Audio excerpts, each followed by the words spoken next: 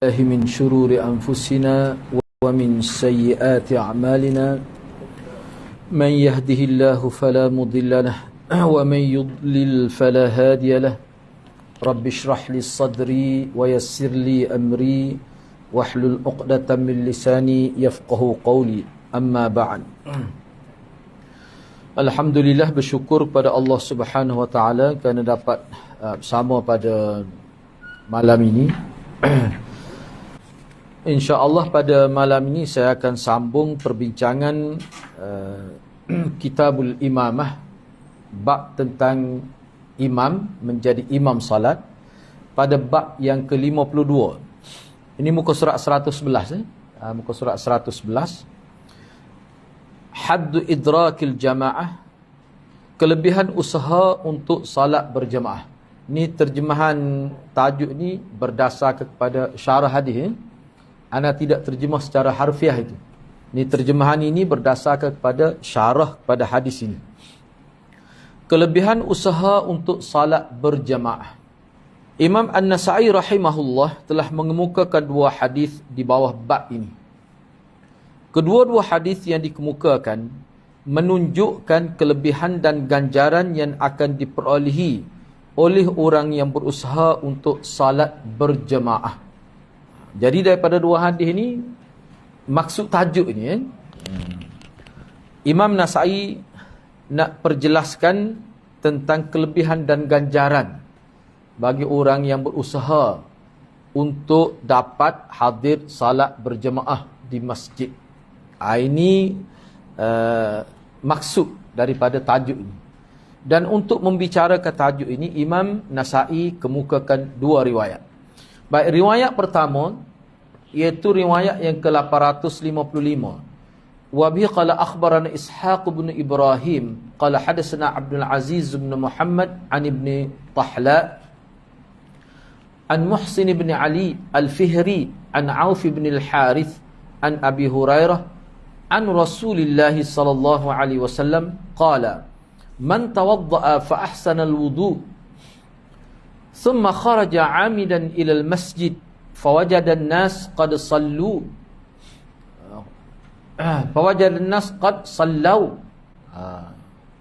صلوا فعل ماضي.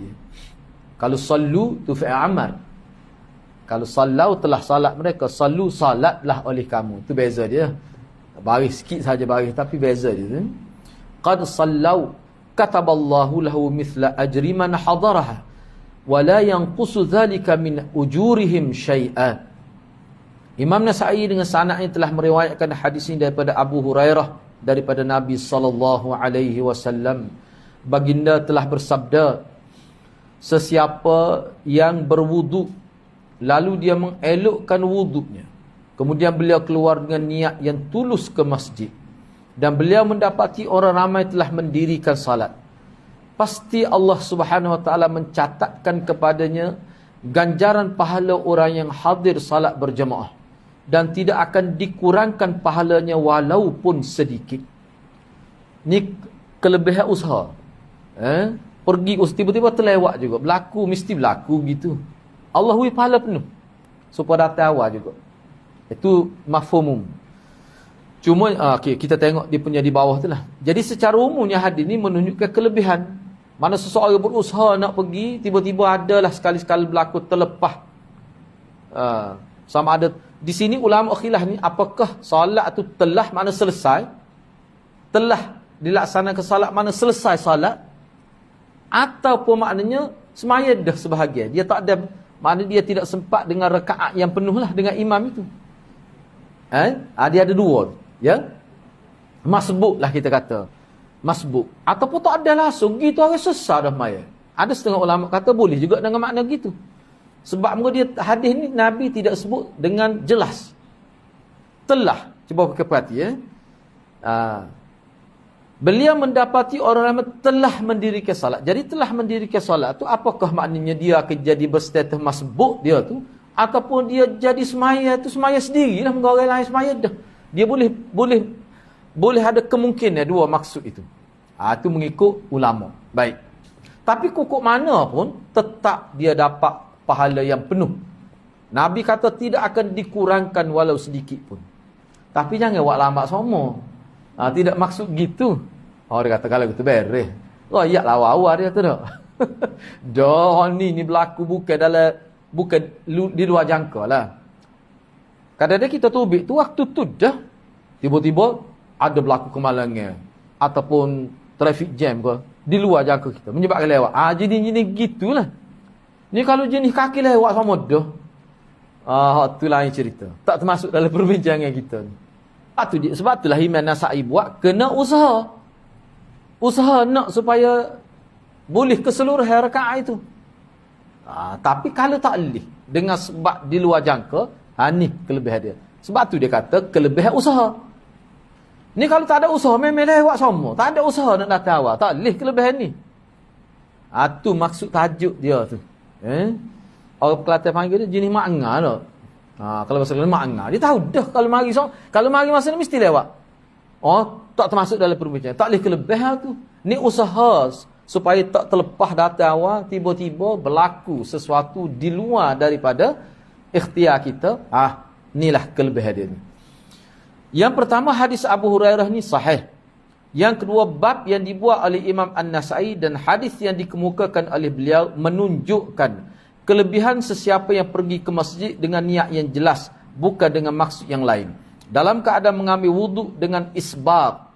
Isbar tu maknanya dengan sempurna. Maka beliau akan mendapat pahala berjemaah walaupun salat telah selesai dilakukan. Ini ana ambil satu pandangan. Satu pandangan. Walaupun ada setengah ulama kata maknanya masbuk lah, maknanya tak habis lagi. Tak selesai lagi. Tapi ada setengah kata kalau selesai pun. Yang ketiga menjelaskan kelebihan salat berjamaah. Yang keempat kelebihan mengambil wuduk dengan sempurna. Yang bermaksud menyempurnakan aspek rukun dan sunat-sunatnya. Ada sebahagian ulama yang memperincikan dengan memasukkan aspek menepati semua sifat-sifat wuduk Nabi sallallahu alaihi wasallam. Mana dia ambil kira semua tu? Maknanya dia ni mengambil wuduk dalam keadaan bermaklumat. Dalam keadaan bermaklumat. Itu maksudnya. Bukan seorang tu ulama kata gitu. Ni setengah ulama kata ni pendapat yang rajih. Yang kelima menyatakan besarnya kurniaan Allah Subhanahu Wa Taala dan pemuliaannya kepada orang yang berusaha datang ke masjid untuk salat berjemaah walaupun tertinggal, terlewat. Berlaku sekali-sekala. Tu boleh masuk dia anda tertinggal walaupun terlewat. Tapi tetap dapat pahala. Bahkan Nabi sebut tu tak akan dikurangkan walau sedikit pun. Kena tambah tu. Walaupun kita terlewat. Ataupun apalah bahasa yang kita boleh guna. Berlaku gitu tetap. Tidak kurang jemaah itu. Sedangkan kita belajar ada sebelum ni. Orang yang boleh pahala penuh ni. Kalau dia sempat takbiratul ihram dengan imam. Ni tak. Kelebihan usaha. Mana kira-kiranya ambil mandi tu awal dah, ambil uduk awal dah, tu awal dah, tiba-tiba tergendala di tengah jalan misalnya. Tetap dapat kelebihan. Itu kelebihan tu. Itu pemurahnya Allah. Rahmatnya Allah. Semua tu kerana niat tu. Kerana niat. Niat tu betul. Sebab tu kita letak mula-mula tu ikhlas tu. Tu. Dengan niat yang jelas. Bukan main-main. Baik, itu hadis pertama. Hadis yang kedua, hadis 856, wa bi qala akhbaran Sulaiman bin Dawud an ibn Wahb qala akhbarani Amr bin al-Harith an al-Hakim ibn Abdullah al-Qurashi haddathahu anna Nafi' ibn Jubair wa Abdullah ibn Abi Salamah haddathahu anna Mu'adz ibn Abd al-Rahman haddathahuma an Humran maula Uthman ibn Affan an Uthman bin Affan qala sami'tu Rasulullah sallallahu alaihi wasallam yaqul man tawadda'a lis-salah fa asbagha al-wudu' thumma masha ila as-salah al-maktubah fa sallaha ma'an nas aw ma'al jama'ah aw fil masjid ghafara Allahu lahu dhunubah. Imam Nasa'i dengan sanad yang telah meriwayatkan hadis ini daripada Uthman bin Affan. Beliau telah berkata, saya telah mendengar Rasulullah sallallahu alaihi wasallam bersabda, sesiapa yang berwudu lalu memperelokkannya, kemudian berjalan ke masjid untuk salat berjamaah, lalu beliau salat bersama orang ramai atau bersama para jemaah, atau beliau salat dalam masjid, maka Allah Subhanahu Wa Taala pasti mengampunkan dosa-dosanya. Kena perhati atau tu sebenarnya dia ada maksud itu. Dia panggil syak perawi lah. Jadi perawi ni tak ingat.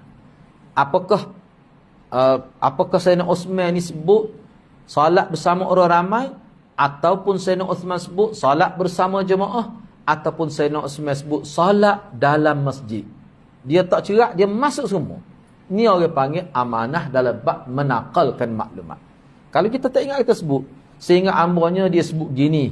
Kalau tak silap ambil, kita kena sebut kalau kita tak yakin. Tu cara amanah perawi. Tak kok mana supa ya tu. Lebih kurang tu. Tapi tak boleh lah. Nak kekalkan lafaz, nak jaga lafaz riwayat itu. Baik, hadis Uthman bin Affan adalah muttafaq alaih. Biodata perawi secara ringkaslah. Humran ibnu Aban adalah hamba yang telah dibebaskan oleh Sayyidina Uthman bin Affan. Uthman telah membelinya pada zaman Sayyidina Bakar As-Siddiq lagi. Mana pada zaman Sayyidina Bakar jadi khalifah lah. Dia beli hamba ni. Beliau adalah masani dan seorang yang thiqah. Ni satu apa ni? Beliau adalah masani dan seorang yang thiqah. Masani ni maksudnya mana riwayat dia tu, mana dua orang. Dia dengan Nabi tu ada dua orang. Maknanya lepas dia dua orang. Tu makna dekat benar tu. Dia ambil riwayat tu. Itu maksud dia nya. Dia ni seorang yang thiqah. Walaupun dia hamba. Hak ni kita kata dia ambil daripada Sayyidina Uthman ni, maknanya seorang ya. Lepas Sayyidina Uthman Rasulullah selalu. Gitu. Tapi ada banyak juga riwayat dia, maknanya lepas tu orang lain, seorang lagi terus pada Rasulullah. Itu satu kelebihan juga tu. Beliau meninggal dunia pada tahun 75 Hijrah. Perbincangan hadis bab telah disebutkan dalam hadis-hadis sebelumnya. Ni kita bincang dah lah. Cuma sini ayatnya kelebihan. Maknanya salat jemaah ni termasuk dalam amal mukaffirat. Amal mukaffirat. Selain daripada kelebihan-kelebihan lain itu, salah satu kelebihan dianya, Allah hilangkan dosa kita. Semua ulama kata dosa ni dosa yang berkait kita dengan Allah ataupun dosa kecil. Kalau dosa berkait dengan orang, dia tak hilang, dia kena sesat dengan orang itu. Misalnya melibatkan harta, melibatkan maruah, fitnah orang, dia tak sesat sekadar tali. Ni orang panggil penghapusan dosa bukan melalui sistem taubat tetapi melalui amalan. Dia dalam Islam ni ada dua. Taubat ni dia boleh hilang dengan sebab dosa ni boleh hilang dengan sebab taubat.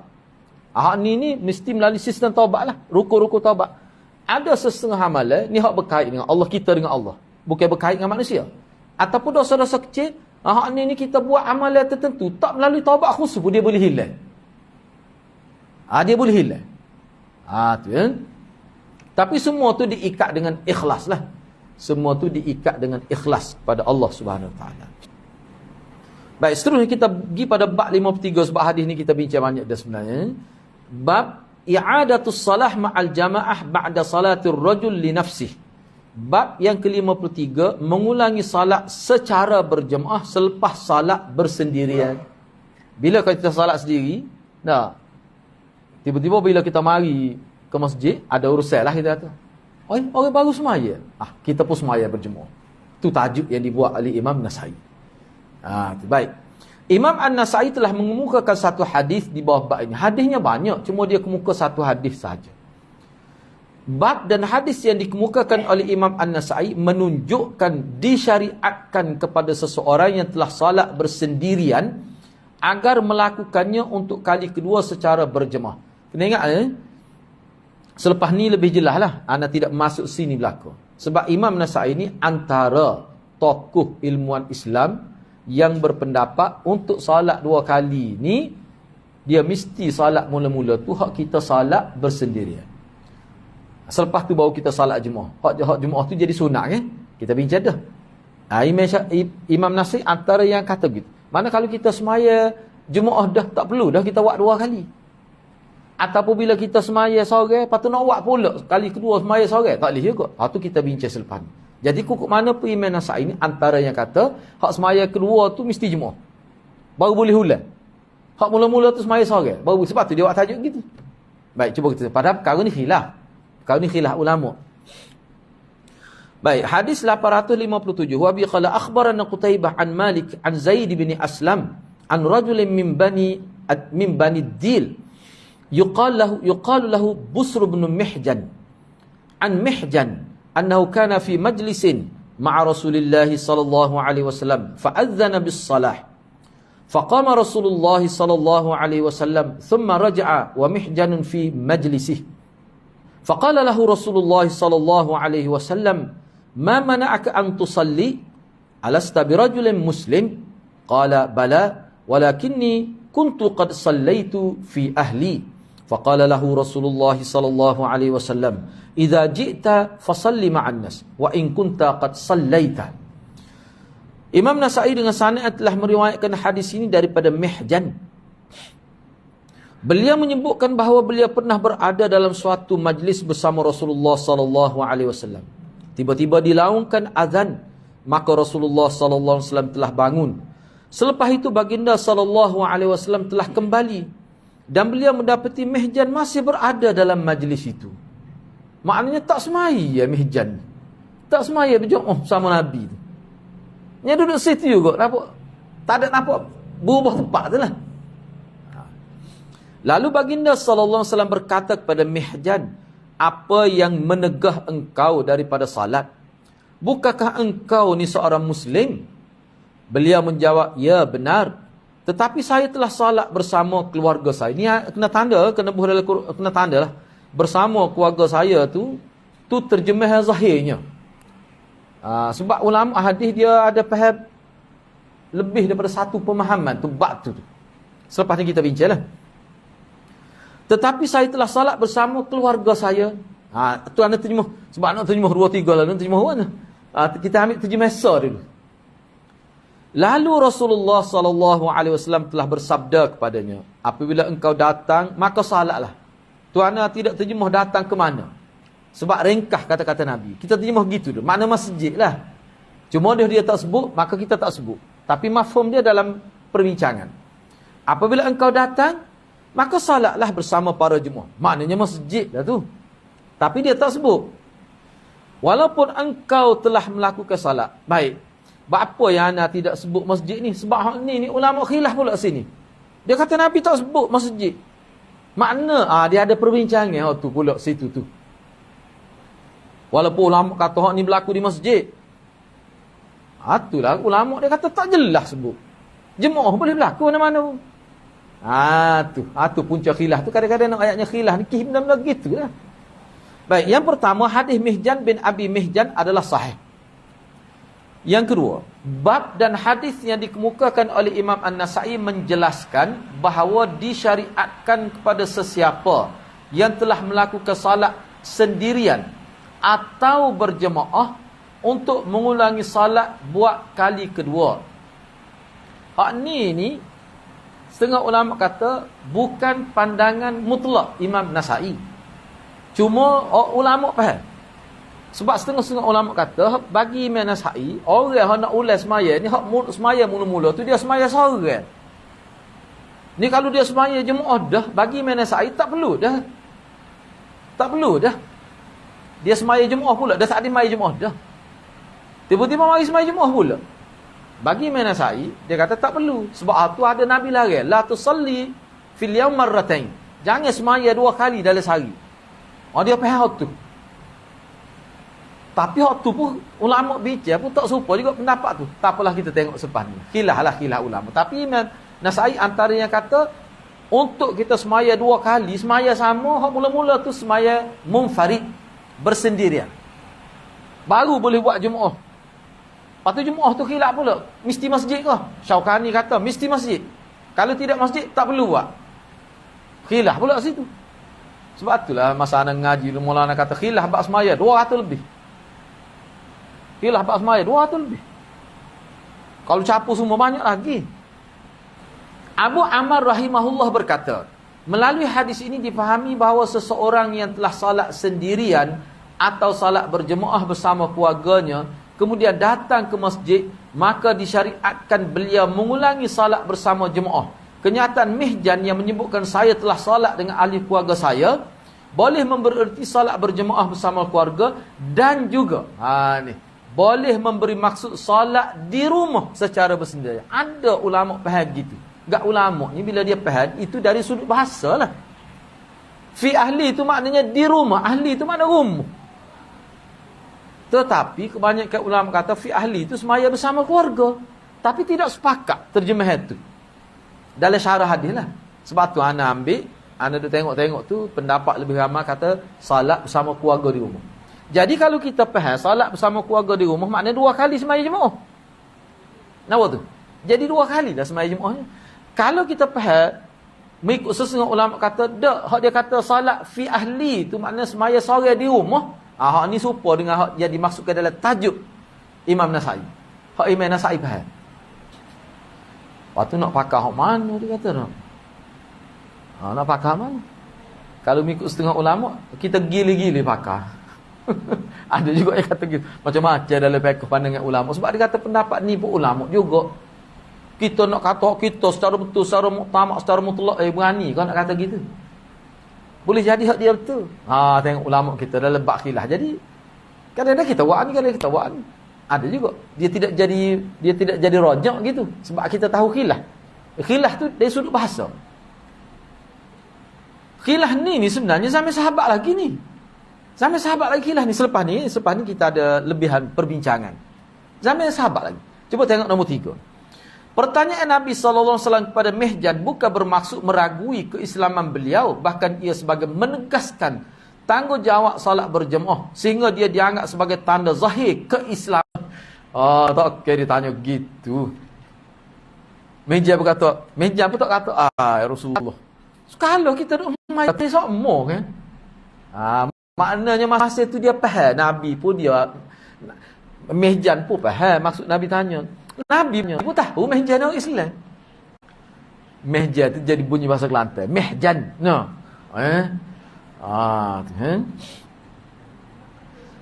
Ni nak ayatnya tegas. Litakid. Nak ayat tegas. Yang keempat, mengikut jumhur ulama mengikut jumhur ulama, koma tu sepatutnya. Mengikut jumhur ulama, hadis ini menjadi dalil.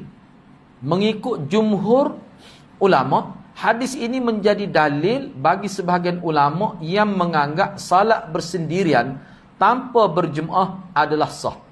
Ni antara dalil. Sebab ada juga ramai ulama kata siapa dia boleh jemaah, dia tak pergi tak sah maya dia. Bukan seorang tu kata gitu. Dia boleh pergi jemaah, dia tak pergi tanpa sebab syar'i, tak sah maya dia.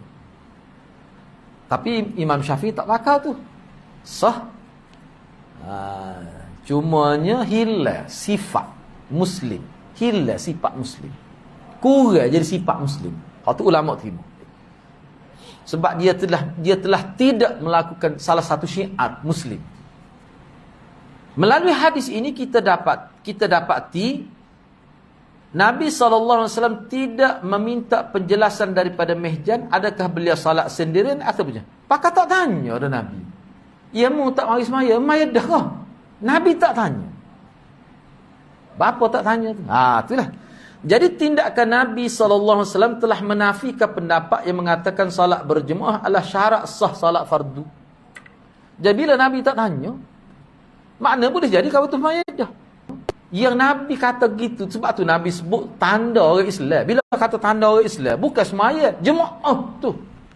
Jemaah tu tanda orang Islamnya. Syiah orang Islam, bukan semayat tu. Jemaah tu. Jadi Nabi tak tanya, mu semayat dah kah? Kamu semayat dah rumah? Ya tak semayat. Nabi tak tanya gitu. Maknanya mengikut ulama mafhum mukhalafah dia, maknanya kalau dia semayat dah pun sah dah semayat dia. Cuma jemaah ni untuk syiar. Tak ada. Jadi kurang lah. Kurang. Tu ayatnya. Tu orang panggil pemahaman secara fiqh. Pemahaman itu secara fiqh. Bukan secara zahir. Kalau kita kan, yang muduk sini ni Mihjan tak pergi mayat dah kah? Nabi tak tanya gitu. Tiba-tiba kata lalu. Islam ke tak mu ni? Oh, tanda tu maknanya syiar, tumpu pada syiar. Yang kelima, perbezaan pandangan ulama tentang hukum seseorang yang telah salat kemudian mengulanginya secara berjemaah. Ni pun ana ringkaskan lah. Sebab setengah-setengah pendapat tu ana tengok dia boleh kita masuk ke dalam pendapat-pendapat yang lain. Yang pertama, pandangan jumhur fuqaha, ahli fiqh, jumhur ahli fiqh. Dikata sesiapa yang telah salat sendirian di rumahnya, kemudian beliau pergi ke masjid, maka hendaklah beliau melakukan pula salat secara berjemaah. Dan dianggap tidak wajar beliau keluar tanpa salat berjemaah. Tidak wajar. Namun jika beliau telah salat berjemaah, maka beliau tidak perlu mengulanginya. Ini Imam Nasai ni. Imam Nasai. Tajuk dia buat ni lah. Antara tokoh yang berpandangan begini adalah Imam Malik sendiri, Abu Hanifah, Imam Syafi'i, dan tokoh-tokoh dalam mazhab Syafi'i. Mereka berhujjah dengan hadis Ibnu Umar. Dengan hadis Ibnu Umar yang bermaksud jangan kamu salat yang sama 2 kali dalam satu hari. Tu. Salat sama. Jadi salat sama tu apa maksud sama tu? Dia kira tak sama tadi sebab tadi semaya sendiri ya. Ni jemaah tak sama. Walaupun sama-sama fardu, sama-sama zuhur pun. Dia tak sama. Tadi semaya sore. Dia faham gitu. Kalau Khattabi dia kata saja-saja nak semaya, tak ada sebab, tak lihat tu tak boleh. Ni ada sebab ke dia? Jemaah. Sebab tu. Saja-saja. Buatlah. Biarlah Nabi tahu apa takut Tuhan nak pahala lebih. Tu saja-saja, tak ada sebab, tak ada alasan ke begitu. Tak leh gitu. Walaupun semaya. Kau nak banyak pahala kat semaya sunat lah lepas tu. Yang kedua, mesti salat berjemaah di masjid. Jika seseorang berada di masjid, kemudian dilakukan salat berjemaah, walaupun beliau telah salat berjemaah di tempat lain, antara, tak kira lah. Walaupun semaya jemaah dalam mari masjid, tiba-tiba orang tak semaya lagi, ataupun mari masjid orang tengah semaya, kena semaya je pula. Walaupun semaya, mana 2 kali jemaah pun kena. Tu ada juga berpendapat gitu. Antara yang berpendapat begini adalah Ahmad bin Hanbal, Ishaq bin Rahawayh, dan Daud Az-Zahiri. Bahkan Imam Ahmad berkata, tidak harus seseorang keluar daripada masjid apabila dilaungkan iqamat untuk salat, sehinggalah beliau turut salat bersama jemaah. Mana dia mari, tiba-tiba orang iqamat, dia pun nak tubik semula. Tapi setengah ulama, kalau kita mari tengok orang semaya dah, kita semaya dah. Tadilah kalau dia semaya sore, dia semaya dah jemaah. Kalau dia semaya jemaah dah tak payah. Tetapi hak ni tetap kena semaya juga. Ni pendapat yang kedua. Walaupun semaya jemaah dah. Itulah hadis. Kita jumpa dah.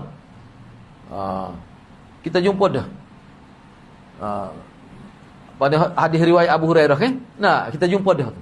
Talih, tidak sayugia, tidak sepatutnya, bahkan diancam. Makna seseorang orang yang bila dilakukan iqamah dia keluar tanpa sebab, dia telah menyelisihi sunnah nabinya. Gitu disebut. Kita jumpa dah sebelum ni. Dia ambil tu, dia faham tu. Sebab dalam hadis tu tak ayat mayat dah kedak. Tu. Dia kira gitu. Sebab tu orang panggil dia Zahiri. Zahir. Baik. Beliau berhujah dengan hadis Abu Hurairah radhiyallahu anhu. Ni sini sebut, ana tak ingat. Ni ada dah sebut sini. Beliau berhujah dengan hadis Abu Hurairah radhiyallahu anhu yang menyebutkan tentang seseorang yang keluar daripada masjid sebaik dilakukan iqamah. Adapun orang ini, beliau telah derhaka kepada Abul Qasim. Derhaka, telah menyalahi sunnah Nabi dia di Abul Qasim. Itu makna Nabi lah. Sebahagian ulama membuat kesimpulan bahawa jika seseorang telah salat sendirian atau telah salat berjemaah dan kemudian beliau hadir ke masjid, dan pada ketika itu, atau poin penting itu, dan pada ketika itu dilakukan iqamah, maka sunat untuk beliau mengulangi salat berkenaan bersama jemaah. Walaupun dia semaya jemaah dah pun. Sunat. Maknanya tidaklah ditegahkan sangat. Tu ramai juga ulama kata gitu. Yang ketujuh, para ulama juga berselisih pendapat adakah semua salat boleh diulangi atau sebahagian sahaja. Ini khilaf pula situ. Sini ana buat secara ringkas saja. Imam Ahmad berpendapat semua salat boleh diulangi kecuali maghrib, kerana maghrib itu akan menjadi genap, jadi tidak ganjil. Dah kalau buat jadi ne. Bagus. Muka 3 cabut 3 jadi ne. Sedangkan main ngorek dia kena ganjil. Bagus dia begitu. Tu orang panggil pemahaman ulama lah. Tak setuju tak apa tu. Imam Abu Hanifah dan tokoh-tokoh dalam mazhabnya berpendapat tidak boleh diulangi solat asar, maghrib dan subuh. Alasannya adalah solat sunat tidak boleh dilakukan selepas solat subuh dan asar. Sebab kalau buat pula selepas tu jadi sunat kan? Sunat tak boleh buat lepas asar, lepas subuh. Oh dia bahaya kutu. Ni kutu guna bahasa Kelantan tu bahaya tu. Dia kira gitu. Sebab tak ada dalil lah, kita tak ada dalil tu. Mengikut pandangan dia. Maksud tak ada dalil ni mengikut dia pihak umum. Riwayat hak umum. Manakala untuk salat maghrib tidak boleh kerana tidak ada sunat yang dilakukan secara ganjil kecuali witir sahaja. Mana ada sunat ganjil gitu, witir ya ganjil. Ada mai sunat 3, 5 ada. Witir lah tu. Ada ke mai sunat 3? Sebab ngorek kalau yang kedua jadi sunat, tak boleh dia tu. Dia kata gitu. Al-Auza'i dan Ibnu Umar radhiyallahu an berpendapat harus diulangi semua salat kecuali maghrib dan subuh. Mereka berpegang dengan hadis, maksudnya tidak ada 2 witir dalam satu malam. Dan hadis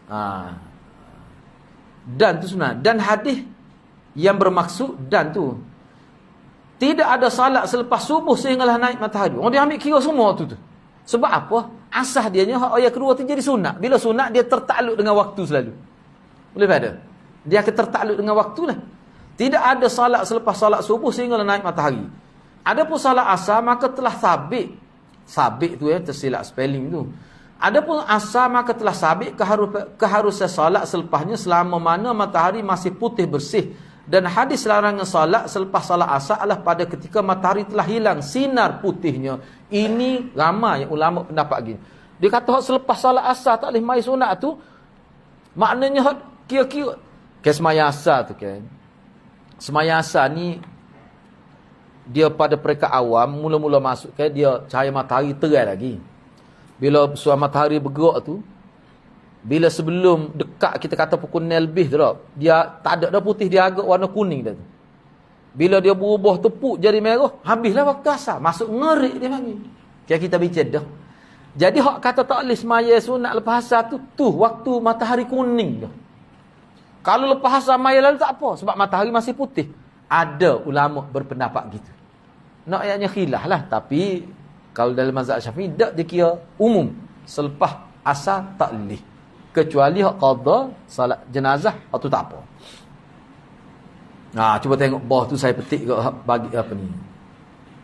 Bagi Imam Asy-Syafi'i semua salat harus diulangi berdasarkan zahir hadis Mihjan. Inilah kita bincang ni.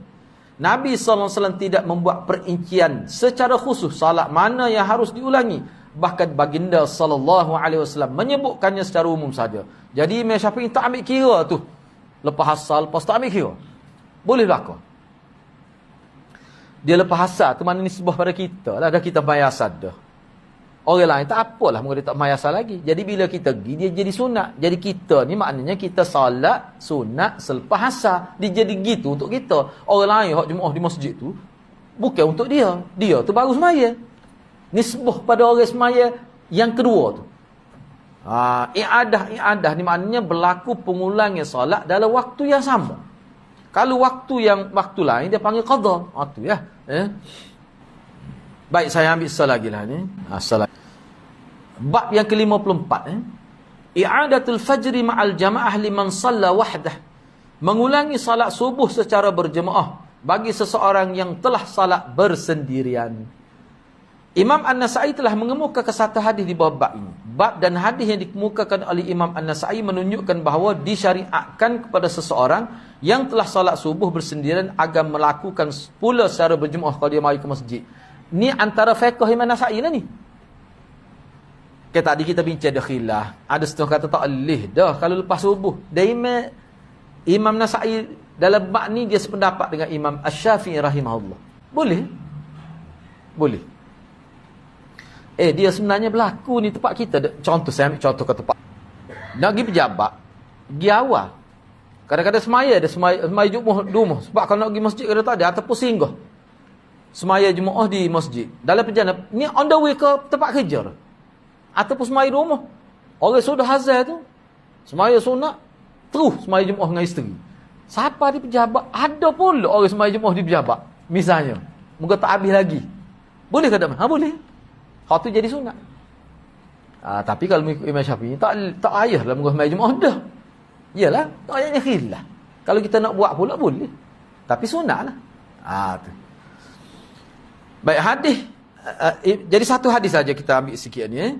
Hadis 858. Wa bi qala akhbarana Ziyad bin Ayyub qala hadatsana Hushaim qala hadatsana Ya'la bin Atha qala hadatsana Jabir bin Yazid ibn al-Aswad al-Amiri an abihi qala syahidtu ma'a Rasulillah sallallahu alaihi wasallam salat al-fajr fi Masjidil Khaif falamma qada salatahu idha huwa bi rajulain fi akhiril qaum lam yusalliya ma'ahu qala alayya bihima فأتي بهما ترعد فرائصهما فقال ما منعكما أن تصليا معنا قال يا رسول الله إنا قد صلينا في رحالنا قال فلا تفعلا إذا صليتما في رحالكما ثم أتيتما مسجد جماعة dia tak boleh wakah tu masjid jama'atin fasalliya tu fi'ama fasalliya fasalliya ma'ahum fa innaha lakuma nafilah. Imam Nasai dengan sanad telah meriwayatkan hadis ini daripada Yazid bin Aswad tu. Ana tidak highlight tu. Ayah kepada Jabir itulah. Sebab Jabir ni dia riwayat hadis ni daripada ayah dia. Yang ni daripada Yazid bin Al-Aswad Al-Amiri. Tu. Jadi kata Jabir, dia kata ayah saya lah riwayat pada kami ni. Kami tu masuk dengan perawi-perawi lah. Baik. Ayah dia kata, beliau tu maksud ayah dia. Ayah siapa? Ayah Jabir tu. Nama Yazid tu. Dia kata, saya telah hadir salat, silap spelling, salat subuh bersama Rasulullah sallallahu alaihi wasallam di Masjidil Khaif. Apabila baginda telah selesai salat, tiba-tiba beliau mendapati dua orang lelaki yang berada di akhir saf, tidak salat bersama-samanya. Duduk di akhir saf. Dia duduk cakap dua tu. Dia tak maya. Tu. Lalu baginda sallallahu alaihi wasallam bersabda, bawakan kedua-dua orang itu ke hadapanku. Ambil dia mari sini. Rasulullah suruh ambil. Bawa dua orang mari ngadap Nabi lah. Lalu kedua-duanya dibawakan ke hadapan baginda sallallahu alaihi wasallam dalam keadaan gemetar sendi kedua-duanya. Dia takut. Dia kenali, kalau bahasa kita kenali, mari nampak gerak sendi. Gementar. Baginda sallallahu alaihi wasallam bertanya, apa yang menghalang kamu berdua salat bersama kami? Apa tidak semayang ngepok kita ramai-ramai ni apa? Mereka berdua menjawab, wahai Rasulullah, kami telah salat di rumah kami. Rihal tu makna rumah kami. Rihal ni boleh juga rumah, boleh juga kemah, boleh juga tempat kami. Dia banyak makna rihal ni. Nabi SAW berkata, jangan kamu lakukan demikian. Kalau terjemah ke Kelantan, jangan buat gitu lah. Kalau bahasa Kelantan kita. Apabila kamu telah salat di rumah kamu, kemudian kamu datang ke masjid, maka kamu salatlah pula secara berjemaah bersama orang ramai. Sesungguhnya salat yang kedua itu, yang salat yang kedua menjadi salat sunat bagi kamu berdua. Jelas sebut jadi salat sunat. Hatu ya ulama kata tak boleh buat subuh tu. Namai sunat mana lepas subuh? Lepas asar. dia pakai ni lah. Dia main kiyah gitu. Imam Syafi'i kata mudah, hak ni termasuk kih yang terkecuali. Dia kira gitu. Yang cuba tengok Nabi ni ringkas saja ni. Hadis Yazid bin Al-Aswad ni adalah sahih. Biodata perawi secara ringkas. Jabir bin Yazid Al-Aswad As-Suwa'i, ana pun nak jawab ayat As-Suwa'i tu secara lengkap dia. Jabir bin Yazid Al-Aswad As-Suwa'i. Tu. Beliau juga dikenali dengan nama Al-Khuza'i, seorang yang saduk. Saduk ni maknanya dia ni seorang yang benar lah. Lafaz ta'dil yang paling rendah. Dia ni orang betul, orang bagus. Tu maksud Sadiq. Beliau telah meriwayatkan hadis daripada ayahnya yang bernama Yazid bin Al-Aswad. Ya'la bin Atha telah meriwayatkan hadis daripada beliau, yakni Jabir. Bahkan Ibnul Madini menyebutkan bahawa tidak ada orang lain yang meriwayatkan hadis daripada beliau. Maknanya jadi Ya'la bin Atha telah meriwayatkan hadis daripada beliau. Jadi kata Ibnul Madini, hak riwayat hadis daripada Jabir ni Ya'la ni saja. Ya'la seorang ambil riwayat dengan dia. Sebab tu kalau kita perhatikan, tu Ya'la bin Atha qala hadatsana Jabir, tu tengok dalam sanad kan. Ya'la bin Atha. Jadi Ibnul Madini kata, seorang ni ya riwayat hadis daripada dia. Banyak-banyak hadis sunni ya.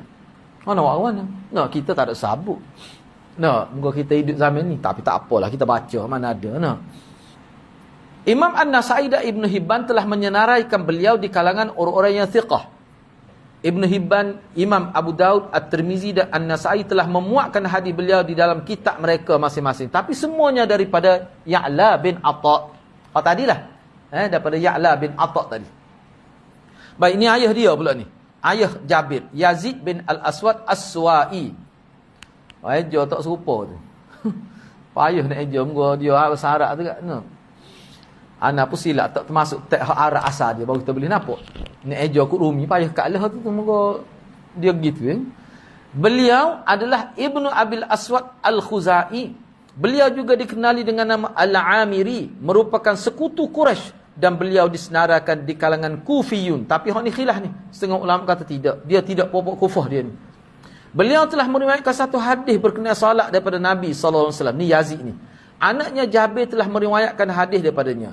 Mengikut Ibnu Sa'ad, ayahnya adalah Madani. Ayah siapa? Al-Aswad tadi.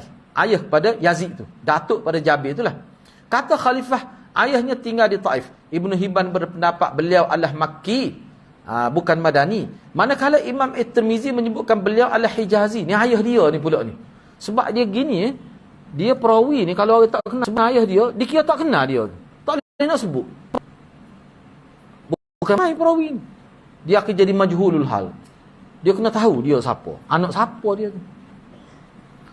Sebab kalau kita kata nama Abdullah saja, berapa ratus orang? Beratus-ratus. Abdullah mana? Imam Abu Daud, At-Tirmizi dan An-Nasa'i telah memuatkan hadisnya dalam kitab mereka masing-masing. Jadi hadis riwayat Yazid ni ada dalam Sunan Abi Daud, Sunan Tirmizi, Sunan Nasa'i ada kan. Yang ketiga, mengikut satu riwayat daripada Abi Daud dalam kisah ini, beliau yakni Yazid telah salat bersama Rasulullah semasa beliau masih remaja lagi. Yazid ni masa dia remaja lagi. Ayah Jabir ni. Dalam riwayat Abu Daud sebut, muda beliau lagi dia. Dalam satu riwayat At-Tirmizi menyebutkan, beliau berkata, saya telah hadir, beliau tu maknanya, Yazid lah. Saya telah hadir bersama Rasulullah sallallahu alaihi wasallam pada haji widaknya. Kan Nabi buat haji sekali. Dia panggil haji widak. Saya telah solat subuh bersamanya di Masjid Khaif, sebuah masjid di Mina. Masjid Khaif ni sebuah masjid di Mina. Jadi kalau tujuan anda sebut ni supaya kita nampak bahawa supaya ada lebih maklumat urut dia ni masa ni dia masih muda, masa umur sekitar 17 gitulah umur dia ni kita tu. Patuh ni berlaku di Mina semasa haji widak Nabi. Tu dia nak ayat tu ya. Jadi ulama, sebab tu ulama dia tengok dalam kisah ni ada lagi ke hadis lain. Dia panggil kaedah jam'ul adillah. Kita kumpul hadis nak supaya nampak lebih jelas satu-satu cerita itu. Baik. Yang keempat, kata Imam Asy-Syaukani, melalui kenyataan Nabi SAW ini, apakah kamu telah salat di rumah kamu, kemudian kamu datang ke masjid, maka kamu salatlah pula secara berjemaah bersama orang ramai. Difahami bahawa perintah berkenan adalah khusus untuk di masjid sahaja, bukan pada tempat lain. Imam Syafi'i kata, sebab Nabi sebut masjid. Kalau tidak masjid, tak payah ulang. Tu. Oleh kerana itu, maka lafaz-lafaz hadis. Ini kesimpulan Imam Syaukani. Oleh kerana itu, lafaz-lafaz hadis yang menyebut secara umum, yakni pengulangan solat yang tidak disebutkan masjid, mesti dikaitkan dengan solat di masjid, bukan di tempat lain. Jadi kalau kita tengok hadis ni, sebab hadis ni sahih. Bila Nabi sebut, bila kamu solat di rumah kamu, lepas tu kamu mari masjid pula, kena ulang balik. Jadi kata Imam Syaukani, maknanya masjid tu yang dimaksudkan. Jadi kalau kita tengok hadis-hadis lain, hak sebut Nabi suruh i'adah salat, tapi tak sebut masjid, kita kena kaitkan dengan hadis ni. Maknanya hak tu masjid juga. Tu pandangan Imam Syaukani. Tapi bukan semua ulama kata begitu. Apa yang sebut Imam Syaukani? Sebab dia tokoh besar. Dia tokoh besar. Ni. Baik. Pendapat ini dikuatkan lagi oleh tindakan Ibnu Umar yang tidak salat bersama orang ramai yang di Al-Balak. Ni hadis ni selepas ni. Hadis ni selepas ni. Hadis ni kita akan bincang selepas ni. Pendapat ini dikuatkan lagi oleh tindakan Ibnu Umar yang tidak salat bersama orang ramai yang salat tinggal tu. Yang salat di Al-Balak. Yang salat tertinggal tu. Orang ramai yang salat di Al-Balak. Iaitu Balak ni, mana Balak ni? Iaitu satu tempat yang terletak antara masjid Nabi dan pasar di Madinah. Dia satu pasar di Madinah, jauh juga. Tengah tu dia ada satu kawasan yang ma'ruf pada masyarakat nama Al-Balak. Nama tempat tu. Maknanya bukan masjid lah. Bila ditanya oleh Sulaiman bin Yasar, kenapa engkau tidak salat bersama mereka? Maka Ibnu Umar jawab, saya telah salat. Saya telah salat. Sesungguhnya saya mendengar Rasulullah sallallahu alaihi wasallam melarang salat 2 kali dalam sehari. Baik. Riwayat ini dikeluarkan oleh Imam Abu Daud dan An-Nasai melalui Sulaiman bin Yasar. Baik. Jadi apa maksudnya? Maksud di sini, kita tengok selepas itulah. Ada buat sini. Kita baca dulu. Hadis bab menggambarkan kayak apa ni? Jadi Imam Syaukani ni antara ulama yang berpendapat bahawa perintah mengulangi solat ni di masjid. Jadi hak berlaku cerita Ibnu Umar ni orang semaya tu bukan di masjid. Sebab tu dia tak i'adah. Sebab tu dia tak ulang. Tak kira lah dia ni semaya Jumaat dah ke dia semaya solat. Tak kira lah. Tapi pengulangan tu yang ditegur, yang ditanya oleh Sulaiman bin Yasar tu masa semaya Jumaat tu di mana? Di Al-Balak. Al-Balak ni satu lokasi yang terletak antara sebuah pasar di Madinah dengan masjid Madinah. Bukan di masjid. Hak ni lah kata Imam Syaukani kata. Kena masjid. Baru ada syariat i'adatus salat tu. Tu dalil dia. Yang kelima, hadis bab menggambarkan kehebatan Nabi SAW. Okey, tak apalah. Dia sebenarnya, dia sebenarnya Imam Syaukani ni ada kritikal, tapi ana tidak sebut sini. Ana sebut pada helai akhir tu. Tak apalah, ada disebut situ. Jadi kok mana pun kena faham Imam Syaukani antara yang kata kena masjid untuk i'adah. Sebab pertama sekali hadis bab, yang kedua hadis Ibnu Umar. Baik, yang kelima, kita habiskan sedikit lagi. Hadis bab menggambarkan kehebatan Nabi SAW. Walaupun beliau seorang yang sangat merendah diri dan sangat menghormati orang lain. Kenyataan ini jelas apabila dilihat kepada keadaan 2 lelaki yang dipanggil ke hadapan Rasulullah untuk mendapat penjelasan kenapa mereka tidak salat bersama orang ramai. Kedua lelaki itu gementar ketika pergi menghadap Rasulullah tu gementar. Riuk-rituk, orang kata nampak tu ketar. Takutnya para Nabi ni tidak diinjak ke orang. Tawaduk ni kehebatan Nabi. Itu kesimpulan dibuat oleh ulama. Yang keenam, diminta penjelasan kepada seseorang yang dilihat secara zahir melanggar syariat. Ni dua ni zahirnya nampak macam langgar syariat. Apa tak semaya sekali, tak molek nampak tu cokoh gitu. Dua tu. Boleh kita tanya, apa tak semaya? Tak salah tu. Tidak nak kata sibuk dia tidak. Kok orang nak. Tak boleh. Boleh kita tanya, apa tak semaya? Tidak dikira jaga tepi kayu orang tu. Itu jaga tepi kayu syariat tu. Ini sebagai mengawal umat Islam agar mereka berhati-hati supaya tidak terjebak dalam pelanggaran syariat. Maknanya kita ni kena ada sikap amal ma'ruf nahi munkar, tanya apa buat gini, tak apa tu. Tidak bertekah, tanya lembut, tak apa buat gini. Lepas tu kalau dia marah biar, tanya tu. Sekali dia mari mikir lepas tu. Dia mari mikir. Kadang-kadang manusia ni gitu. Ni kalau orang pakawat tak tahu belaka, hanyut gitu dia. Yang ketujuh, tindakan Nabi SAW adalah sebagai melatih umat agar menyuburkan sikap amar ma'ruf dan nahi mungkar. Sebab ini dua sifat yang dominan kepada sahabat. Yang ke-8, harus salat bersendirian di luar masjid. Namun selepas itu jika ada pihak lain yang melakukan salat berjemaah di dalam masjid, maka digalakkan mengulangi salat bersama mereka secara berjemaah. Kalau ada spelling salah tu perbetulkanlah. Yang ke-9, melalui hadis ini jelas menunjukkan salat pertama adalah fardu dan salat kedua adalah sunat. Jelas. Ana tidak sebut perbincangan yang halus-halus lagi tu. Tapi sebab ni hak jumhur. Dah hak jelas daripada hadis. Okey. Jadi bab yang ke-55 tu kita bincang dalam minggu hadapan insya-Allah. Jadi ana setakat itulah dulu. Mudah-mudahan Allah berkati kita semua. Aqulu qouli hadza wa astaghfirullahal azim li wa lakum. Assalamualaikum warahmatullahi wabarakatuh.